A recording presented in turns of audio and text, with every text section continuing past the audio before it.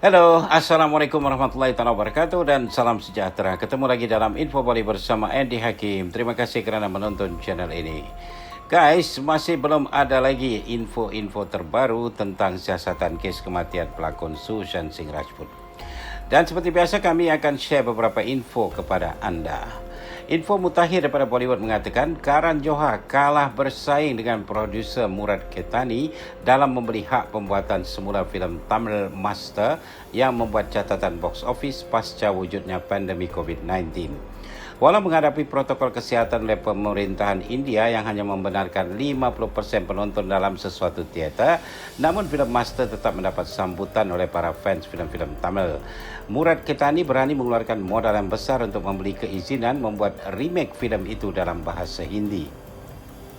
Yang menariknya, beberapa produser filem beratur untuk membeli hak pembuatan kembali filem itu, termasuklah pembuat filem terkenal Karan Johar. Turut diberitakan Murad Ketani bila mengetahui Karan Johar salah seorang yang berminat untuk membeli hak pembuatan semula filem Master itu, lantas menaikkan jumlah tawarannya. Info lainnya daripada Bollywood, pembuat filem terkenal Bonnie Kapoor mengatakan kepada media sesuatu yang sebenarnya boleh mencetuskan pergaduhan besar dengan pembuat filem terkenal SS Rajamouli. Bonnie menuduh Rajamouli sebagai orang yang tidak beretika. Bonnie Kapoor dikatakan merasa sungguh marah dengan Rajamouli sebab baru-baru ini pembuat filem itu mengatakan kepada media bahawa dia akan merilis filem terbarunya RRR pada tanggal 13 Oktober 2021. Tanggal ini sama dengan tanggal yang diumumkan Bonnie Kapoor untuk merilis filemnya Maidan 6 bulan lalu. Yang lebih mengejutkan, kedua-dua filem itu turut menampilkan hero yang sama, iaitu Ajay Devgan. Turut diinfokan sebenarnya Ajay ada mengatakan kepada Rajamouli untuk berbincang dengan Bonnie Kapoor sebelum mengumumkan tanggal rilis filem RRR tersebut.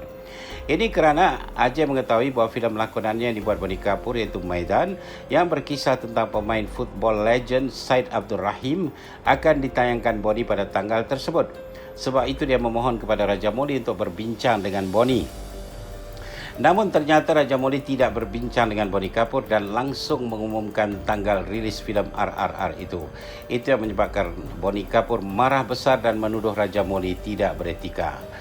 Pasca COVID-19 melanda India ditambah dengan aksi boikot Bollywood oleh para netizen pasca kematian pelakon SSR, membuatkan para pembuat filem Bollywood dilihat berhati-hati untuk menayangkan filem-filem mereka di teater-teater, walaupun mereka sebenarnya terlalu mengharap filem-filem mereka akan menjadi box office bila ditayangkan di teater-teater nantinya. Berita lain daripada Bollywood, guys, pelakon Varun Dhawan secara resminya sudah menjadi suami kepada Natasha Dalal pada hari Minggu lalu dalam satu resepsi perkahwinan menurut agama Hindu yang dijalankan di Alibag. Resepsi perkahwinan ini mematuhi protokol kesihatan India, sebab itu tamu yang diundang pun terbatas dalam 60 orang saja. Di antara tamu itu termasuklah Karan Johar dan Manish Malhotra yang mendesain pakaian pasangan mempelai. Kelainan yang ada di pesta perkahwinan Varun ini ialah para paparazzi tidak diizinkan mendekati kawasan tempat resepsi ini berlangsung. Selain itu, security juga diketatkan dengan memasang lebih banyak CCTV di kawasan itu. Para tamu juga diminta untuk menyerahkan handphone mereka untuk disimpan sementara mereka menghadiri resepsi perkahwinan itu. Sebab itulah tidak ada gambar perkahwinan Varun Natasha ini yang bocor kepada umum. Setelah selesai pesta tersebut, Varun sendiri secara resmi memposting beberapa fotonya bersama istrinya di hari perkahwinan mereka itu. Okey guys, Q&A atau question and answer. Pertanyaan anda, ingin tahu cerita Kamal Sardana yang pernah berlakon dengan Kajol dalam filem pertamanya? Okey, kami coba jawab pertanyaan anda itu. Kamal Sardana dilahirkan pada tanggal 21 Oktober 1970. Dia merupakan pelakon, produser dan juga sutradara. Kamal merupakan anak kepada pembuat filem terkenal Brij Sardana. Kamal memulai debunya sebagai pelakon bersama-sama dengan Kajol dalam filem pertama mereka, Behudi, yang rilis pada tahun 1992. Namun sayangnya filem ini kurang mendapat sambutan daripada para audiens. Setahun kemudian, pada tahun 1993, Kamal membintangi filem yang berjudul Rang bersama dengan Divya Bharati. Filem ini telah mengangkat nama Kamal dalam industri filem Bollywood. Setelah itu, Kamal banyak membintangi filem-filem lainnya hingga tahun 2000. Namun sayangnya, tidak ada filem-filem lakonannya itu yang menyamai pencapaian filem Rang.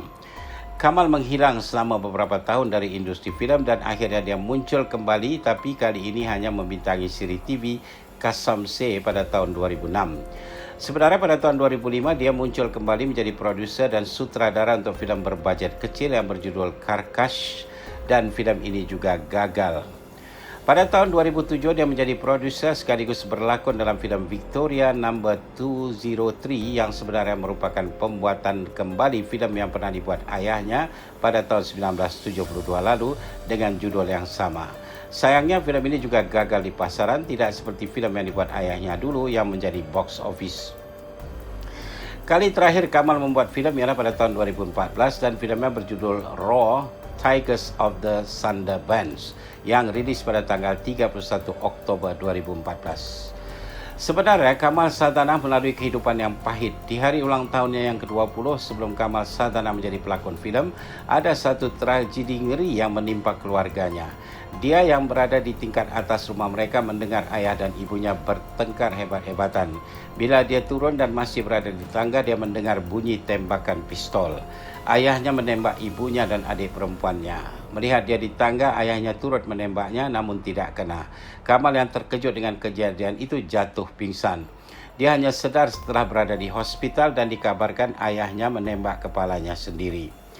2 tahun setelah tragedi yang mengerikan itu, Kamal baru memulai karya lakonannya dengan membintangi filem Behudi. Kamal menolak anggapan yang mengatakan ayahnya membunuh ibu dan adiknya sebelum membunuh diri kerana menghadapi masalah kewangan.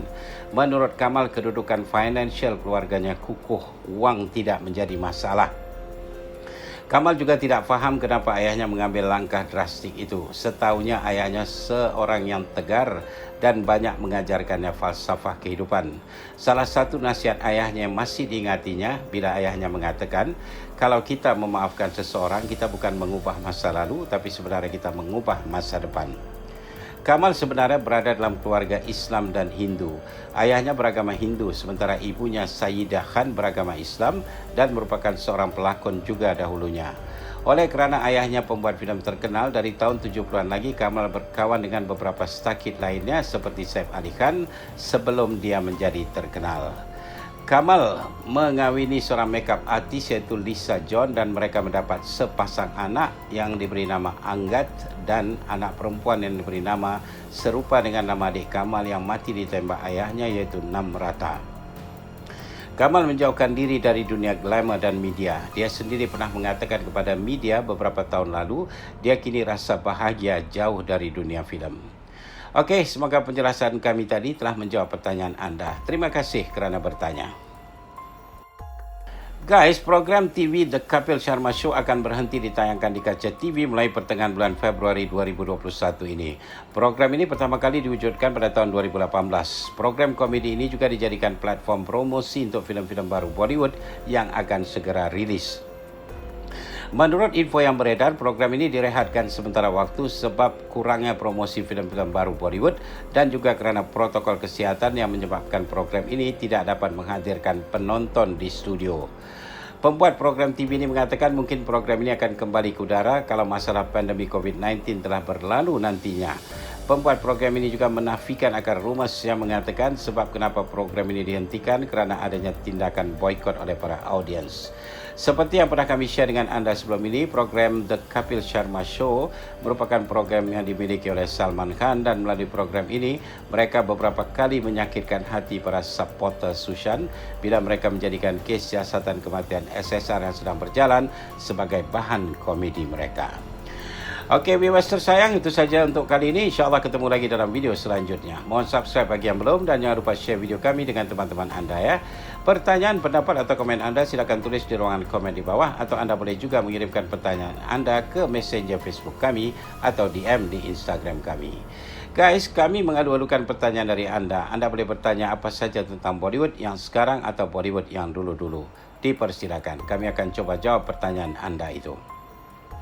Terima kasih kerana menonton channel ini. Terima kasih Malaysia, terima kasih Indonesia, terima kasih di mana jua anda berada. Sekian, wabillahi taufiq wal hidayah. Wassalamualaikum warahmatullahi wabarakatuh. Jumpa lagi. Bye for now.